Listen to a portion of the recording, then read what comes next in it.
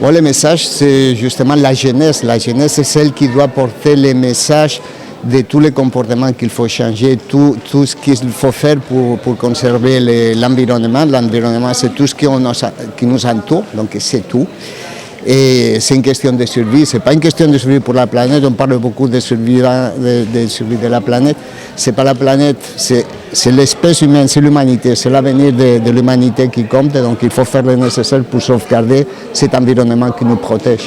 Et c'est les jeunes qui peuvent porter ce message le mieux. Bon, le but recherché, c'est justement de sensibiliser les jeunes et faire que ces jeunes soient des vecteurs de communication sur ces valeurs, ces changements, c'est tout ce qu'il faut faire justement pour que l'environnement soit mieux protégé.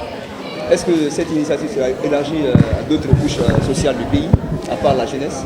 Bon, c'est une bonne idée, ce que vous nous dites, on va voir. Pour l'instant, aujourd'hui, on célèbre la journée internationale de l'environnement. Mais ça c'est chaque année, donc d'autres années on va voir pour élargir ça, comme vous dites, à d'autres couches de la population pour que tout le monde soit sensibilisé. Merci. Notre activité en protection de l'environnement, on va dire, on est dans beaucoup de secteurs. On est à Conakry, on est en particulier sur l'assainissement solide en particulier. Mais à l'extérieur de Conakry, on essaie de travailler aussi sur ça dans d'autres villes. Mais aussi notamment avec des programmes type Natura Guinée pour mieux préserver les aires protégées, mais aussi avec les populations qui habitent à côté de ces aires protégées. Ce n'est pas juste protéger la nature, il faut que tout le monde en profite aussi.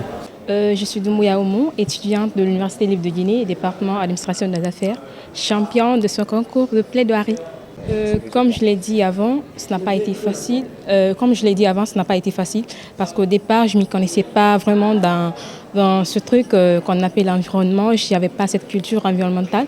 Donc, il a fallu assez de recherche et de l'engagement, bien sûr, parce que là, la confiance de l'université également était là. Il fallait au moins relever le défi.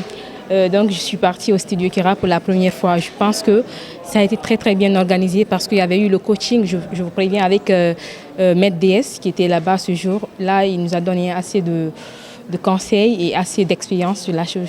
C'est ça qui m'a amené jusque-là.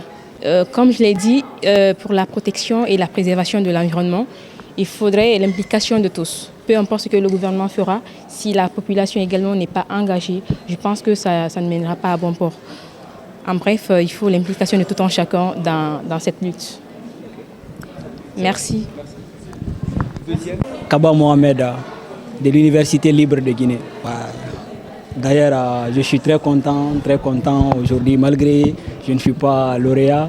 Mais franchement, c'est un plaisir et un honneur affectueux de prendre parole et parler sur l'importance de l'environnement. C'est une question pertinente parce qu'au moment où nous vivons, notre environnement est pollué et dégradé. Alors, si l'Union européenne a organisé cette compétition pour sauver l'environnement guinéen, je pense bien que c'est un très bon objectif, une mission salutaire qu'on doit aussi saluer à bras ouverts.